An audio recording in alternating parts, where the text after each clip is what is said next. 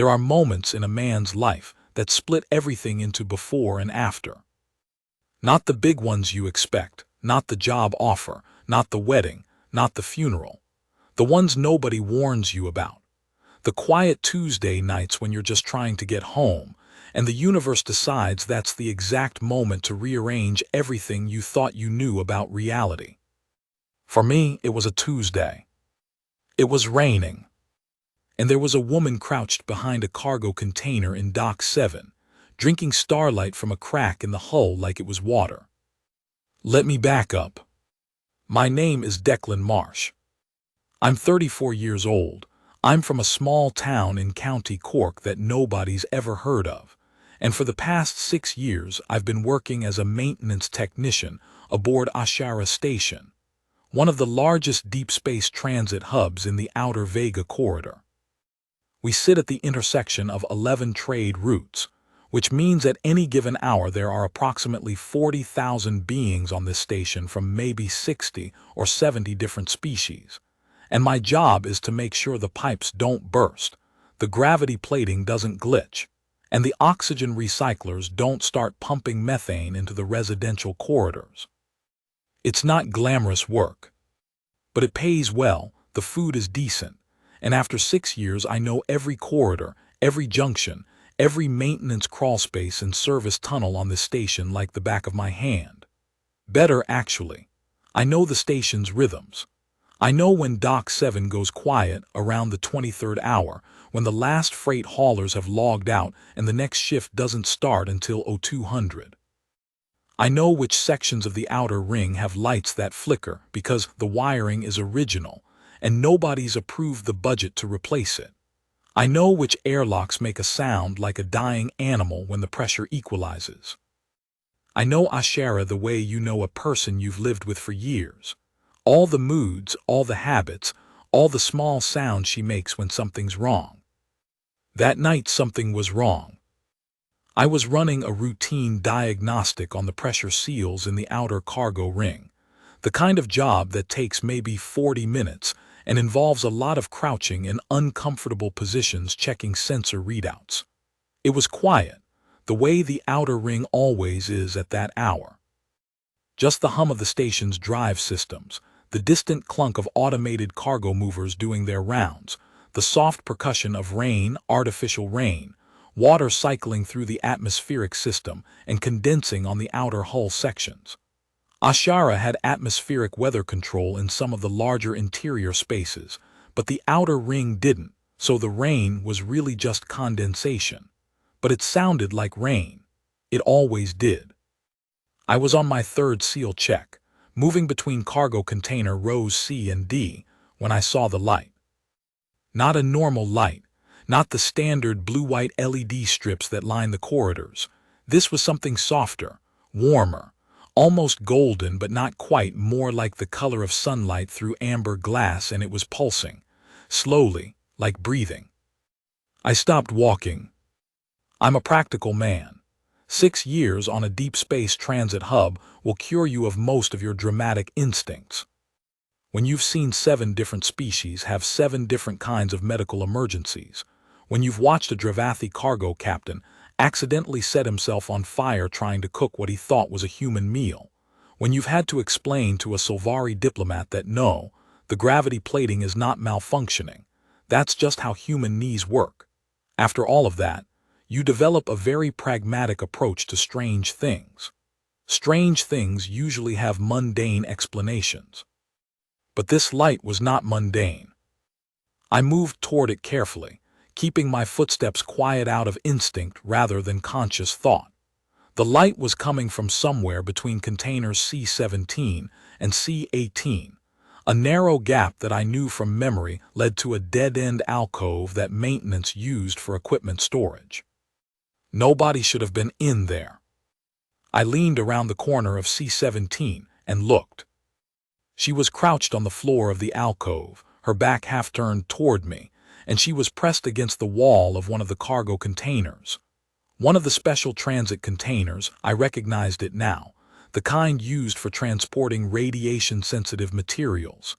They had a faint luminescent coating on the inner lining, a safety feature, but the coating was on the inside, sealed away. Somehow, though, there was a hairline fracture in the container wall, damage from transit, maybe, or a manufacturing flaw, and through that crack, the faintest thread of that golden amber light was escaping. And she was drinking it. That's the only word I have for what she was doing. Her lips were close to the crack in the container wall, and the light, the actual light, the luminescence, was flowing toward her mouth. Not like gas, not like liquid, like something magnetic, something being called. The light bent. It curved through the air in a thin stream, like a rivulet of water following a groove, and it disappeared into her. And she was glowing, faintly. The skin of her hands, where they rested against the container, was lit from beneath, like she'd swallowed something that was still shining inside her. I must have made a sound. I don't remember making one, but I must have, because she moved. She moved faster than anything I've ever seen move. One moment she was crouched with her back to me. The next she was standing, fully upright, facing me, with about 4 inches of space between her face and mine, and her eyes were not human. I mean, she looked human, broadly. She was tall, nearly as tall as me, and I'm 6 feet, with dark hair that fell past her shoulders and bone structure that was almost uncomfortably beautiful in the way of something that wasn't quite evolved for the same gravity as humans. She was wearing civilian clothes, the kind of generic station where that half the transient population chose dark trousers, a long-sleeved top, a jacket, nothing that should have stood out in a crowd. But her eyes, they were the color of the light I'd just seen, that amber gold, deep and luminous. And they had no pupil that I could identify, just that warm glow, and they were fixed on me with an intensity that made every animal instinct I had fire simultaneously. Run, don't run, freeze, don't freeze. I stood very still. She stared at me. Neither of us said anything for what felt like a very long time. Then she said, in perfect galactic standard with an accent I'd never heard before, "You weren't supposed to see that." And I said, because my brain had completely abandoned me, "The container has a fracture. You should probably report that to maintenance." She blinked. It was, I would later understand, the most deeply unexpected thing I could possibly have said in that moment. Among her people, a witness to the consuming had 2 possible responses. They screamed or they tried to run. In several thousand years of recorded history, no witness had ever responded by offering practical advice about container integrity. She stared at me for another moment. Then she said, "Are you not frightened?" And I thought about it. Genuinely thought about it, because I am constitutionally incapable of lying about how I feel, which has caused me no end of problems over the years. Was I frightened? My heart was going about 3 times its usual speed. My hands were shaking slightly. My throat was dry. "Yeah," I said, "a bit, but the fracture's real. If anyone checks that container and finds out the lining is compromised, there's going to be a whole investigation. And it'll eventually lead back to this alcove, and then you'll have much bigger problems than just me." She looked at the container, back at me. The amber glow in her eyes shifted, somehow not dimmed exactly, but changed quality, like the difference between a searchlight and a reading lamp. "You are not going to run," she said. It wasn't a question. "I don't know yet," I said, which was honest. "Can you tell me what I just saw first?" And she looked at me for a long time, and I could feel her making a calculation, and whatever she decided, it changed the next 3 years of my life. Her name was Seravindihal Korath. She told me to call her S-Y-R-A, pronounced with a soft like Sarah but lighter, because Seravindihal was her full appellative name, and it contained harmonic tones that the human vocal apparatus couldn't quite replicate without some practice. She was, she told me, a Velhari, which meant nothing to me at the time, because the Velhari were not a species registered in any public galactic registry that I'd ever accessed. They were not, it turned out, unknown in the galaxy. They were deliberately obscured. She told me all of this over the course of about 2 hours, sitting on the floor of that maintenance alcove with our backs against opposite containers, while I ran the rest of my diagnostic checks by rote because my hands needed something to do while my brain tried to process what she was saying. The Velhari were very, very old. That was the first thing. Older than the Sylvari, who claimed to have been spacefaring for 12,000 years and never let anyone forget it. Older than the Dravathi Compact. Older than the First Galactic Assembly. The Velhari had been among the stars when most current spacefaring species were still working out agriculture, and they had survived by being very, very good at not being noticed. They looked almost human, which had historically been either an enormous advantage or an enormous liability depending on the century. In the current age, with humans being one of the most widespread species in the Midrim, looking human meant Velhari could move through human space, human stations, human settlements almost invisibly. They carried documents, good ones, flawless forgeries backed by real transaction histories that identified them as human. They lived in human communities, sometimes for decades. They kept to themselves. They didn't cause trouble. And every few weeks, they needed to feed. Not on blood. I want to be very clear about that, because when she said the word that her people used, which translated to something like the consuming or the sustaining, my brain immediately went to the obvious place, and I asked very carefully if she drank blood. She looked at me with an expression of genuine distaste. No, she said, we consume radiant energy, biophotonic radiation, electromagnetic luminescence, light in certain specific spectral ranges. We are photovoric. Photovoric, I repeated. We eat light, she said, apparently deciding that my species needed the simple version. Right, I thought about the amber glow in the container crack, the way it had moved toward her like it was being inhaled. So that container, what was in it? Cathara crystals, she said. In transit to a research facility in the Lyran sector, they emit at a specific frequency that is optimal for Velhari biology. We do not require it often, but when we do, it is difficult to ignore. Like hunger, I said.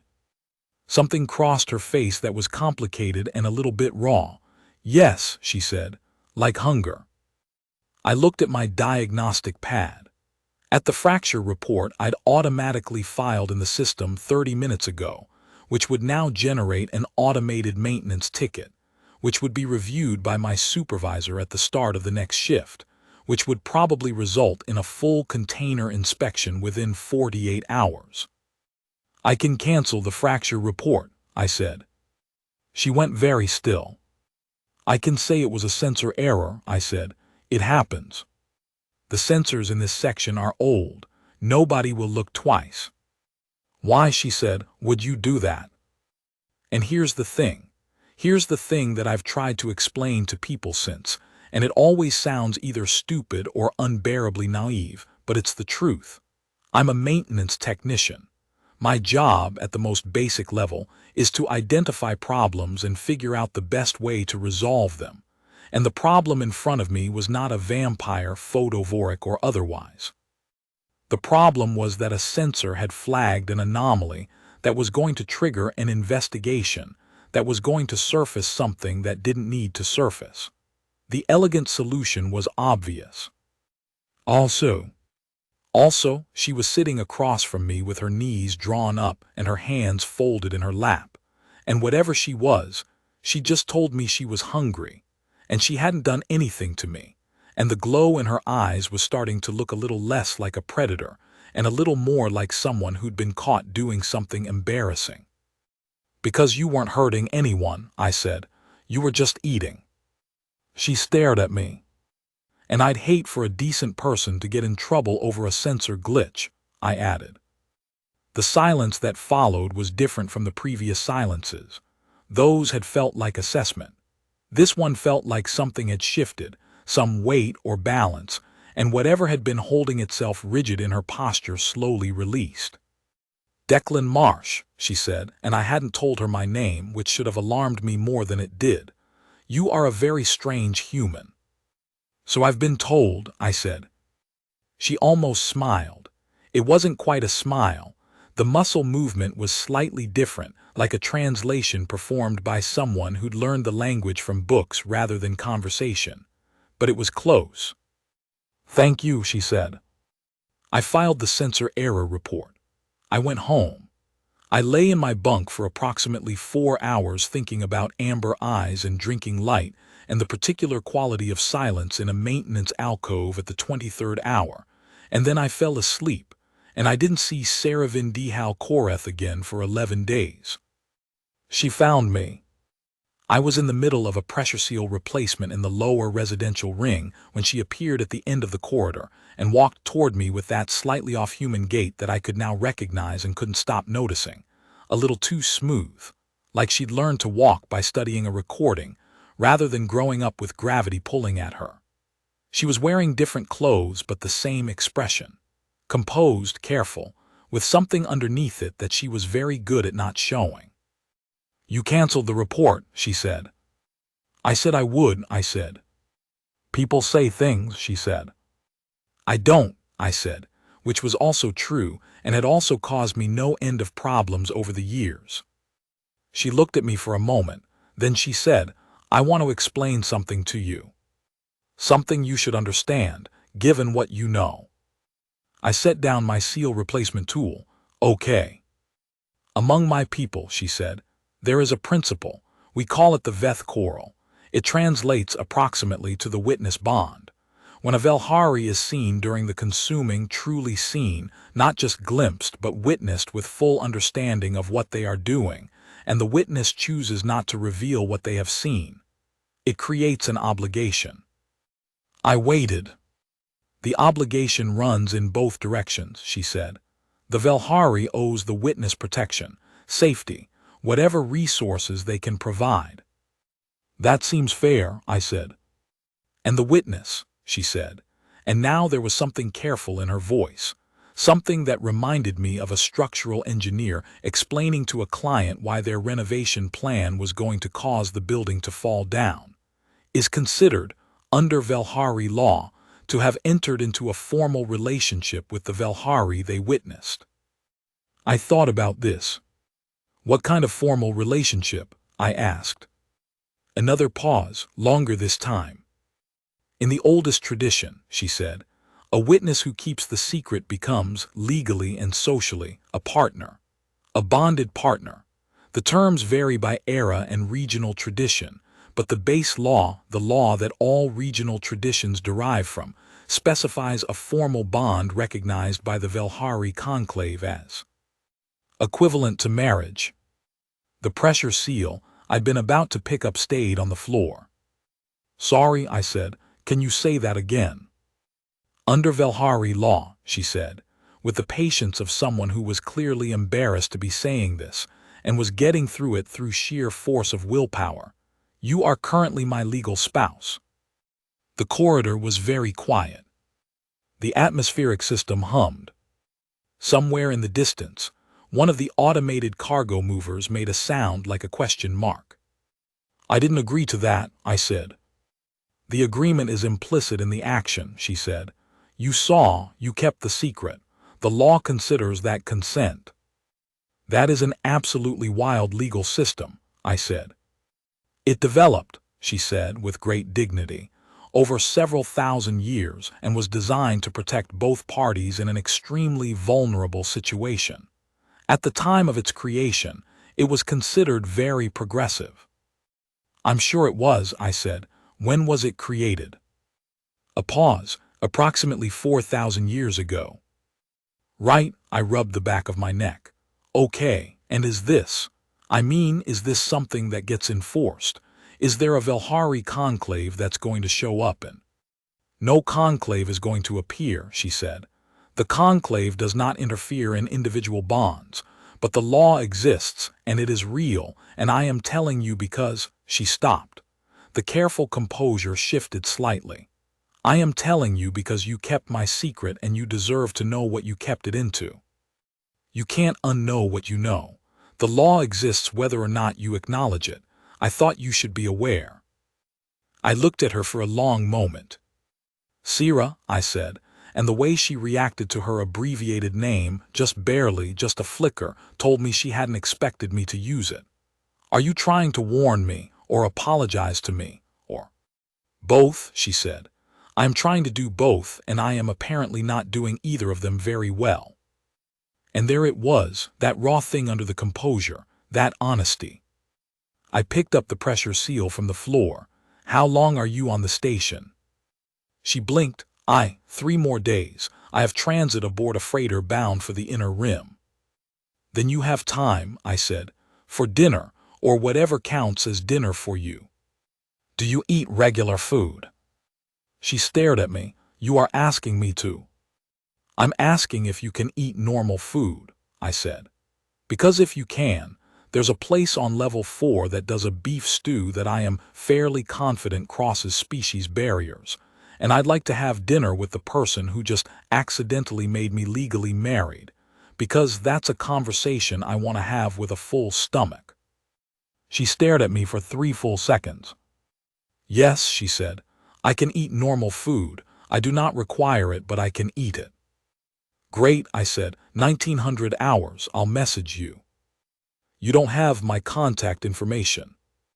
You know my name without me telling you, I said. I figure that works both ways. Another almost smile, closer this time, more like the real thing. 1900 hours, she said. We had dinner.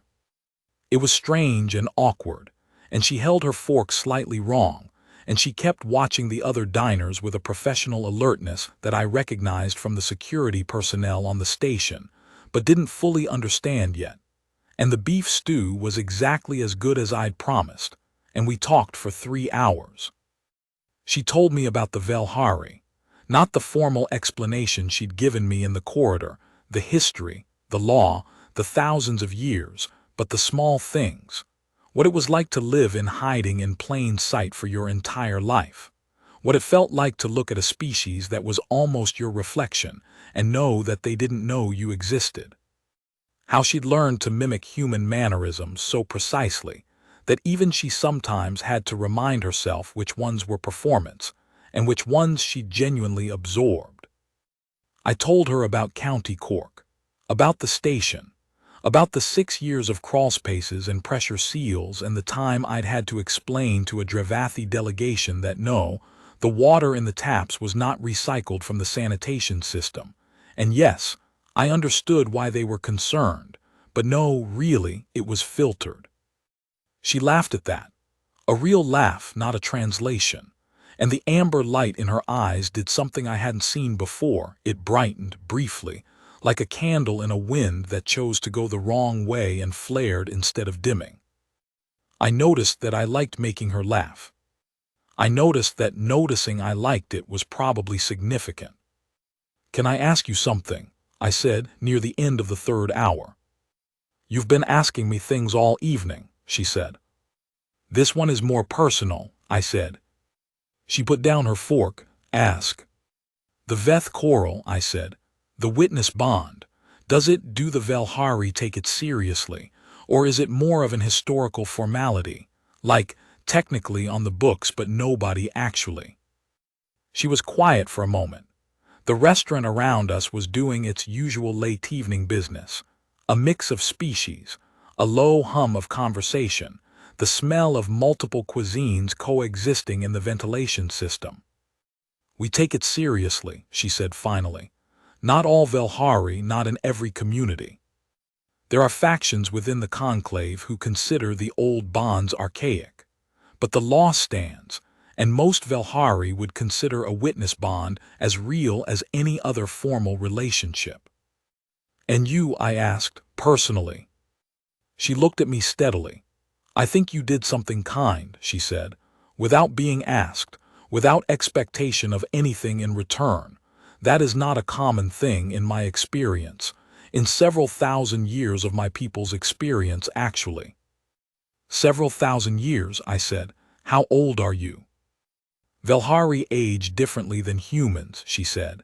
In terms of cognitive and social experience, I am approximately equivalent to someone in their early 30s. In terms of actual years. A pause. 147. I thought about that. You look great, I said. She looked startled. Then she laughed again, and this time the light in her eyes held steady and warm, and I thought, somewhere in the practical, plumbing-focused, maintenance-oriented part of my brain that was usually in charge of things, this is going to be a problem. She left 3 days later, as scheduled. Standing at the departure gate for the freighter Calhaven's Promise, she turned to me and said, "You should know that this doesn't bind you to anything. The Veth Coral is Velhari law. Human law doesn't recognize it. You don't have to consider yourself." "Sira," I said. She stopped. "Give me your contact information," I said. "The real kind, not the cover identity." She looked at me for a long moment.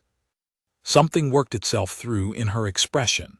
Something complex and old, like a building that had been standing for a very long time and wasn't sure what to make of new weather. Then she took my tablet, opened a new contact, and entered a communications code that was unlike any format I'd seen before. 15 characters, alternating numbers and symbols, with a 2-character prefix I didn't recognize. "That will reach me," she said, "wherever I am." "I'll message you," I said. "You don't have to." "I know," I said. "I want to." She looked at me for the last time that visit, not with the Predator's assessment of our first meeting, not with the careful diplomacy of the corridor conversation, but with something that was closer to confusion than anything else, the look of someone who had been very certain about how the world worked for a very long time and had just encountered evidence that required updating. "Goodbye, Declan Marsh," she said. "See you around, Sira," I said. She walked through the gate. The ship departed 12 minutes later. I stood at the viewport in the departure hall for a while after it was gone, watching the stars, which is not something I normally do. I'm not a romantic, or at least I wasn't then, and then I went back to work. I messaged her that evening. "Just the replacement seal on junction C17 is holding. No more anomalous light leakage. You're in the clear." She replied 4 hours later from whatever system she was in by then. "You checked?" "I was in the area anyway," I sent back. A pause, then, "Thank you, Declan." "Declan is very formal," I sent. "You could call me Dec." Another pause longer, then "Thank you, Dec." And I looked at those 3 words on my screen for probably longer than was reasonable, sitting in my quarters on Ashara Station with the station systems humming around me and the artificial condensation pattering on the outer hull sections, and I thought, yeah, this is going to be a problem. Not in a bad way. In the way that all the things worth keeping have always, eventually, been problems. We messaged for 4 months before she came back to Ashara. That might sound slow. It wasn't. We were both busy. Her transit work took her across 3 sectors, and my maintenance schedule was brutal in the second quarter when 2 of the major recycling systems needed a full overhaul. But we messaged. Every day, sometimes a few lines, sometimes longer. She told me about the planets she passed through, the species she interacted with, the way different civilizations had organized their light, their architecture, their lighting systems, their relationship with darkness and illumination, and whether any of it was edible, which made me laugh every time. I told her about the station, about the Drevathi ambassador who tried to bribe me with mineral samples to fix his quarters' temperature regulation ahead of schedule, about the Solvari merchant who'd cornered me in the cargo bay to tell me at length about the superiority of Solvari engineering, which was ironic because the system I'd been fixing was Solvari built, and had failed in a very Solvari engineered way. About the new junior tech, a kid named Rui Barros, who was from Sao Paulo and was possibly the most enthusiastic person I'd ever met, and was going to be either very good at this job or a significant safety hazard, possibly both. She asked questions. Good ones, specific, interested, the questions of someone who was actually paying attention to what you were saying and wanted to know more. Not conversation as performance, conversation as genuine curiosity. 147 years old, and she was still curious about things. I find that even now, thinking about it, I find that almost impossibly attractive. Not the years, but the curiosity surviving them. By the time she messaged me to say she was routing back through Ashara in 6 days, I had already reorganized my schedule to have those 6 days mostly clear, which was either efficient planning or something more honest that I wasn't quite ready to name yet. She arrived on a Tuesday again.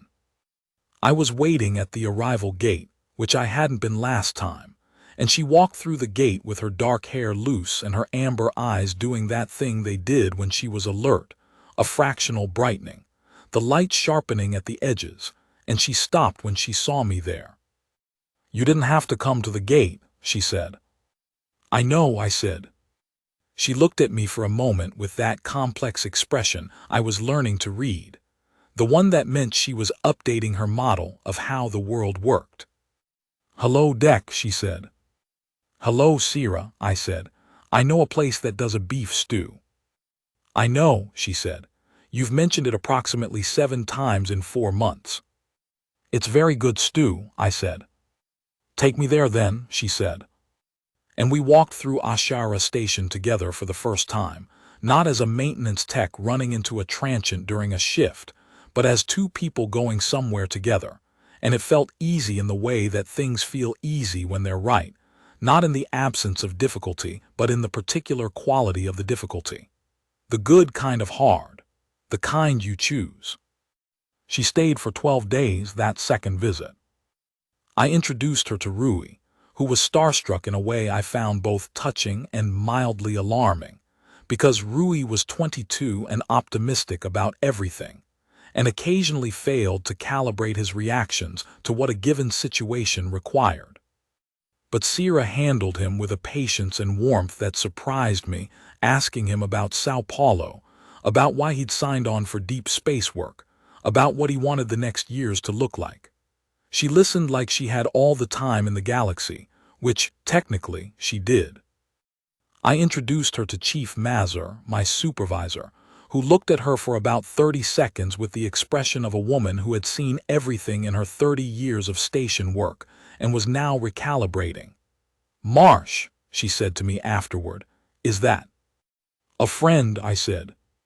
Mazur gave me a look that was somehow both professionally neutral and deeply personal. "Right," she said. "Sure."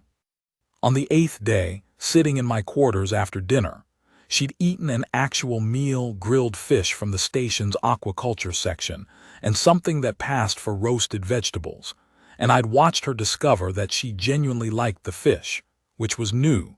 She told me about the conclave summons. "The conclave," I said. "Every Velhari reports to a regional conclave," she said. "A governing body. They track our movements, our activities, she paused, our legal status." I looked at her. "Someone in the conclave flagged the Veth Coral," she said. "There are protocols for when a bond is formed. I reported it when it happened, I'm required to, but the conclave's response is typically delayed. The bureaucratic apparatus of a species that has existed for several thousand years moves slowly." A pause. "They have questions." "What kind of questions?" "About you," she said. "About us. About whether the bond is being honored." "What does that mean, honoring it?" She looked at her hands. The glow in her skin that I'd noticed that first night, faint, almost invisible in normal light, was a little more visible now, here in the quieter light of my quarters. I'd gotten used to it. I'd more than gotten used to it.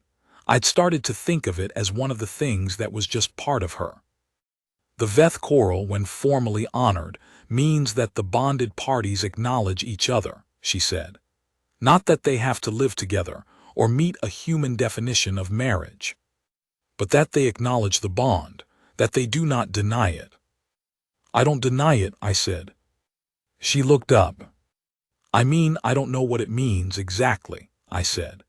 And I'm aware that it's complicated and that we're from completely different species, and you're 147 and I'm 34, and none of those things are small. But I don't deny that something happened in that alcove that was significant, and I don't deny that I've been thinking about it since. You've been thinking about what specifically? She asked, careful, precise. About you, I said. About the fact that I was waiting at the gate when you came back. The amber light in her eyes did the thing it did sometimes, deepened, shifted, like something behind it was moving. Deck, she said. I know, I said. I know this is complicated. I started again. I'm not asking for anything, I'm just not denying it. She was quiet for a long time. The station hummed around us. The conclave wants to meet you, she said finally. I blinked. Meet me. They want to assess the bond, understand who you are. A Velhari bonded to a human is unusual. It has happened historically, but it's unusual enough that the conclave will take an interest. Assess me how? They will ask you questions, she said, about who you are, how you came to know, what your intentions are. They will try to determine whether you are a threat to the Velhari community. And if they decide I am. Her expression was steady. Then they will petition for the bond to be dissolved, and my memory of your face will be altered, and you will have no further knowledge of the Velhari. The room was quiet for a moment. That's aggressive, I said. We have survived for several thousand years, she said, by taking our security very seriously. Fair enough, I said. Okay, when do I meet the conclave? She looked at me. You're not going to argue. About what? About being assessed. About the fact that I just told you that if they don't like you, they'll wipe part of your memory. I thought about it. I don't love the memory part, I said, but the security concern makes sense. I know something about a species that doesn't want to be known. Of course they're going to want to check me out. I do the same. I paused. Also, if I argue, does that help? No, she said. Right so. I picked up my empty plate from the table and stood. When do I meet the conclave? Sierra looked at me for a very long time. You are, she said, genuinely the strangest human I have ever met. You've met quite a few of us, I said. 147 years worth, she said. You are still the strangest. I'll take it, I said. She almost smiled. The real one, the one that had been getting easier and easier to call up. The conclave meets in 47 days, she said. I will send you the location. It is in human space, a moon in the Kepler-62 system. A quiet one, easy to reach from Ashara. I'll be there, I said. Deck, she said, and something in the way she said it made me stop on my way to the kitchen. You should know that no human has ever willingly appeared before the Velhari conclave. What did the other ones do? We tried to avoid situations where they needed to be informed, she said. The witness bonds are rare, usually they are, concluded differently. Something in the way she said that made a very particular kind of chill move through me. Concluded how? She met my eyes. The witnesses were given a choice. They could accept the bond or they could have their memory of the event altered. And they always chose the memory alteration. Yes, she said. I put the plate down. Every single one of them chose to forget. Every single one, she said. Over several thousand years. The station hummed. Outside my viewport, the stars sat in their usual arrangement, indifferent and vast. Well, I said, I guess I'm still the strangest. And this time the almost smile became a real one, complete and unguarded, and the light in her eyes went warm and bright and stayed that way, and I thought, whatever happens in 47 days, it will have been worth it. Just for that. The 47 days were long and short at the same time, the way time does when something is coming that matters. She stayed on Ashara for another week and then left again, transit commitments. She had obligations she couldn't break, but we messaged the way we'd messaged before, except differently. Warmer. Like a door that had been slightly ajar, for months had been nudged a little further open. She told me things about the conclave. Not to prepare me, she said, because the conclave's questions were not predictable, but to give me context. They were 7 Velhari, the regional conclave for this sector of human space. They had been operating as a body for roughly 600 years, though the individual membership changed as Velhari came and went through the region. The most senior member, a Velhari named Vesharikal Dramoth, call him Elder Dramoth, she said. He finds Vesharikal too formal even for him, had been on the conclave for over 300 years. 300 years on a committee, I said. He finds it interesting, she said. I'm sure he does, I said. What's he like? A pause that had a specific quality to it. He is very old, she said, and he does not trust humans easily. He has seen too many situations where human contact led to problems for the Velhari community. Should I be worried? You should be honest, she said. Elder Dramoth has had 300 years of practice identifying deception. Don't try to be impressive or strategic. Just tell him the truth. That's all I know how to do, I said. I know, she said. That is actually our best argument. The transit to the Kepler-62 system took 18 hours on a commercial shuttle. I used the time to think, and then to stop thinking, and then to read. I downloaded a history of Velhari culture that Sira had flagged for me, a galactic academic text that was technically suppressed but not technically inaccessible if you knew the right archive servers, which she did. It was dry and academic and thorough, and by the time the shuttle reached the moon, I had a much better sense of what I was walking into. The moon was called Deval Soma in Velhari notation. It looked from orbit like most moons of its type, gray-brown, surface-cratered, thin atmosphere. But as the shuttle descended, I could see structures that weren't natural, not large ones, not obvious ones, but present, built into the rock mostly, camouflaged. The kind of architecture designed to be invisible from space.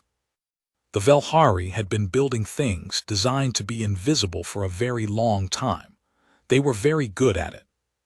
Sira met me at the landing pad.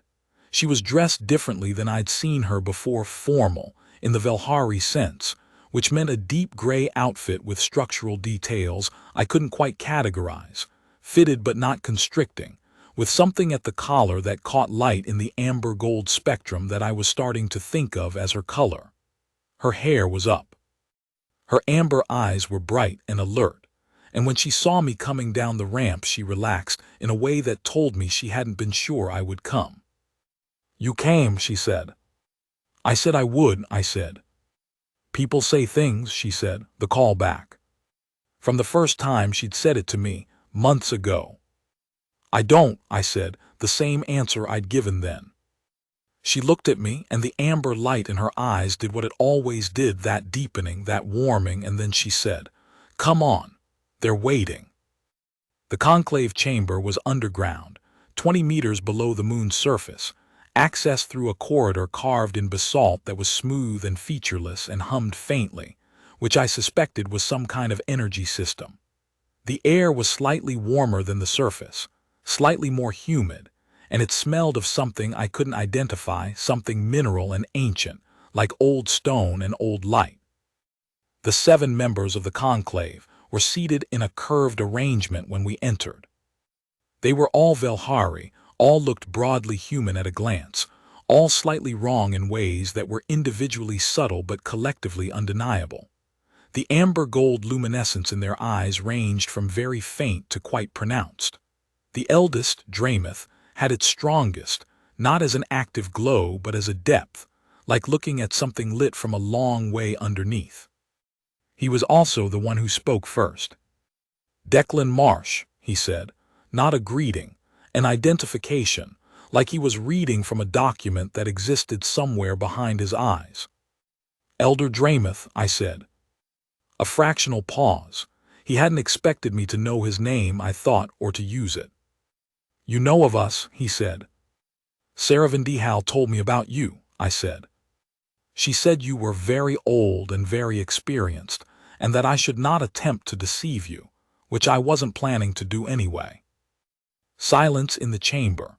Then one of the other conclave members, a woman who appeared to be in her 40s, though I was learning not to trust that assessment, made a sound that might have been a suppressed laugh. Draymouth looked at me for a long, measured moment. You are not afraid, he said. I'm a bit afraid, I said, but I think that's reasonable given the memory alteration possibility. You know about that. Sierra told me. She tells me most things. A pause. I think she's been more honest with me than she's probably been with most people she's met. I try to deserve that. Something moved in Draymouth's ancient eyes. Not the luminescence, something behind it. Tell me, he said, what you saw in your own words. So I told him everything, the same way I'd have given a maintenance report, clear, accurate, no embellishment, no omission. The light through the crack in the container, the way it moved toward her, her eyes, the first conversation, why I'd canceled the censor report.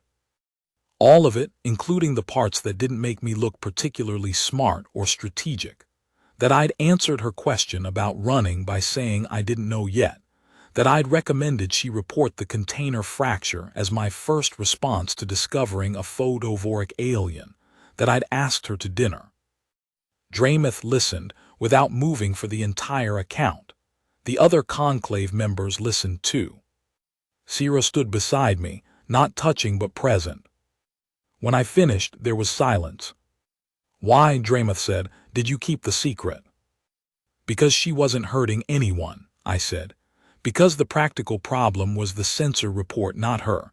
Because it seemed like the right call. Not because you wanted something from her. No. You expected nothing. I expected dinner eventually, I said. I wasn't wrong about that. Another suppressed sound from the conclave member who'd almost laughed before. Draymouth's expression didn't change, but something shifted in it, some pressure differential, something that had been held tight beginning, very slightly, to ease. The Veth Coral, he said. Do you understand what it means? I understand what Sierra explained to me, I said. I understand it's a bond with legal standing in your community. I understand it carries obligations on both sides. I understand I entered into it without full knowledge of what I was doing, and I understand that under Velhari law that doesn't invalidate it. And knowing all of that, Draymouth said, what is your position? I looked at him steadily. My position, I said, is that the woman standing next to me has been living with a secret her entire life, in a community that doesn't know she exists, doing what she needs to do to survive, trying not to harm anyone and doing it alone. And she told me the truth when she didn't have to, and she came back to a station she didn't need to come back to, and I've been talking to her for months, and she is one of the most honest, intelligent, curious people I've ever met. My position is that I'm not interested in the bond as a legal requirement. I'm interested in the person. The chamber was very quiet. Draymouth looked at Sierra, then back at me. You understand, he said, that this would not be simple. A human bonded to a Velhari carries specific obligations. There are things you would need to know, would need to agree to, things that cannot be undone. I understand that, I said. I'm not asking for a decision tonight. I'm asking for the chance to make an informed one. And if the conclave finds you unsuitable, he said, if we determine that you are a risk to our community's safety, then I'll live with whatever you decide, I said. If you decide the memory alteration is necessary, I'll understand it even if I don't like it. But I'd ask you to consider that I've known your secret for months and done nothing with it except show up here when called. A pause. I'm not a threat. I'm a maintenance technician. I fix things. I don't break them. The silence lasted a long time. Elder Draymouth looked at me with those deep, luminous, 300-year-old eyes, and he made whatever calculation he made, and then he said very quietly, "Leave us, Sarah Vendihal, and Declan Marsh wait outside. The corridor outside, the chamber took 23 minutes. I know because I counted. It's what I do when I'm nervous. I track time. I look for the things I can control, the practical things. I noted the temperature of the corridor 2 degrees warmer near the chamber door, probably an energy seam. I noted the composition of the wall surface. The basalt had been polished, not cut, which was interesting from an engineering perspective. I thought about pressure seals, because thinking about pressure seals has got me through more difficult moments than any meditative technique. Sierra stood beside me, not touching, present. Did I do all right? I asked about minute 12. You told the truth, she said, completely, without calculation. I told you that's all I know how to do. Yes, she said, I know. A pause. Elder Draymouth, I said. 300 years on a governing body. He must have seen some things. He has seen everything, she said. He was the one who first proposed the memory alteration option as an alternative to more permanent solutions. It was considered a reform, a mercy. I thought about what she meant by more permanent solutions, and decided not to pursue it. He seemed, I tried to find the word, fairer than I expected. He is very fair, she said. He is also very cautious. They are not always in conflict. And the one who kept almost laughing. Sierra did the not quite smile. That is Velhari St. Aravan. She is 212 years old, and she thinks that Elder Draymouth is too cautious. They have been disagreeing about it for approximately 150 years. Good disagreement or bad disagreement? Good disagreement, she said, the kind that makes things better. I thought about that. Your conclave sounds like every good team I've ever worked on, I said. She looked at me, a maintenance team. Yeah, you've got the elder who's been doing it forever and knows all the failure modes, and the one who's been around long enough to know he's sometimes wrong. That's a functional team. Most teams aren't. She was quiet for a moment. You compare everything to maintenance, she said.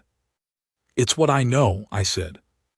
I have noticed, she said, and there was warmth in it, real warmth, the kind that had nothing to do with her bioluminescence, that you use the things you know as frameworks for everything else, for things that are new and strange. You don't let the strangeness stop you from applying what you understand. I shrugged. The universe has got to run on the same principles somewhere. Yes, she said softly, I believe it does. The chamber door opened. Draymouth stood in the doorway. The conclave was arranged behind him. Declan Marsh, he said. Yes, I said. The conclave has deliberated, he said, on the question of the Veth Coral and your knowledge of the Velhari, and on the question of your suitability as a bonded partner to Saravin Dihal Korath. I waited. We find, he said slowly, with the weight of someone who had been deliberating for 300 years and knew how to let a sentence carry its full weight, that you are not a threat to the Velhari community, that your knowledge of our existence in your hands represents minimal risk, that your character, as assessed through your account and through Saravin Dihal's testimony, is consistent and genuine. A pause. We also find, he continued, that the Veth Coral in this case was formed cleanly. Without coercion or manipulation on either side, the bond is real. I let out a breath I hadn't known I was holding. The conclave will not petition for dissolution, Draymouth said. The bond stands under Velhari law as a recognized partnership. What you choose to make of it in practice, a fractional pause, and something in those ancient eyes that might, very distantly, have been humor, is between the two of you. He looked at Sierra. Saravin Dihal, he said, you chose well as always. She inclined her head, not a bow, something more horizontal, more between equals. Elder Draymouth, she said. He stepped back into the chamber. The door did not close. One more thing, Declan Marsh, he said. I looked at him. You said you fix things, he said, that you do not break them. Yes, I said. There are things about the Velhari that are broken, he said, with the plainness of someone who had had 300 years to come to terms with a truth. Things that have been broken for a long time. We are good at hiding that they are broken. We are perhaps less good at fixing them. A pause. It is possible that people who know how to fix things are not a liability. I looked at him. Are you offering me a job? The almost suppressed laugh from inside the chamber was not quite suppressed this time. Velhari sent Aravan's voice, clear, amused, unmistakable. Dramath's expression did not change, but the deepest layer of the light in his eyes shifted. We are offering you, he said, a community if you want one. He stepped back, the door closed. We stood in the basalt corridor for a moment, Sira and I, in the faint hum of old energy systems, in the warmth that was 2 degrees higher near the chamber door. A community, I said. It is not a small thing, she said. To be offered inclusion, we do not offer it easily. I know, I said. It means you would know more, she said. More about us. More about our history, our challenges, our presence in this sector. More that you would have to choose to protect. Like a maintenance contract, I said. She looked at me. You take on more of the system, I said. More responsibility, more knowledge of what can go wrong, but also more access, more ability to actually fix things when they break. She was quiet for a moment. Yes, she said, like that. Sira, I said. Yes. I'd like to accept, I said. The community and the other thing, if that's something you want. She looked at me for a long time. The amber light in her eyes did all the things it did, brightened, deepened, shifted, and something in her posture changed. Something that I had been watching change slowly over months and was only now completing, like a structure that had been reinforcing itself gradually and had finally set. I have been alive for 147 years, she said. I have spent most of them being careful, being invisible, being, she paused, alone in the ways that matter. I know, I said. You are a maintenance technician, she said. From County Cork. You work on pressure seals and oxygen recyclers, and you have a junior colleague who is an enthusiastic safety hazard, and you know the best beef stew in the Vega corridor. All accurate, I said. You are 34 years old and entirely human, and you are going to age, and I am not going to age the same way, and eventually, she stopped. Eventually, I said, the system will need work it can't have. That's true of everything. I paused. But the time before that is the time we get, and I'd rather spend it with you than spend it thinking about you from a maintenance bay on Ashara. The light in her eyes held steady and warm and bright. Yes, she said, that is what I want. Good, I said. We stood there in the humming corridor for another moment. The beef stew, she said, on Ashara. What about it? I have been thinking about it, she said, for several months. I laughed. You've been thinking about beef stew. And other things, she said, but yes. Also the stew. Then let's go home, I said. And she looked at me when I said home. I saw it register, the word and what I'd meant by it, the implicit home that included both of us and a station in the outer Vega corridor, and a level 4 restaurant with mediocre decor and excellent food. And the real smile came, the complete one, the one I'd been cataloging for months. Yes, she said. Let's go home. We walked out of the basalt corridor and into the thin atmosphere of Devalsoma, and the stars were out. They're always out on an airless moon, sharp and crowded and piercingly clear. And I am not a romantic. I am a maintenance technician from Cork, but I looked at those stars and I thought about the distance I'd traveled to get to this moment and the distance that was still ahead, and it did not feel like a problem. It felt like a system I was learning. And I am very good at learning systems. The shuttle back to the transit hub was 18 hours, and we sat together the whole way, and she told me things about the Velhari that I hadn't known, and I told her about the time I'd spent 3 hours in a maintenance crawlspace in zero gravity, fixing a jammed pressure regulator while conducting a conversation through a comm unit with Rui, who had accidentally locked himself in a storage closet on the other side of the station. And she laughed. She laughed the real laugh. The one that did things to the light in her eyes.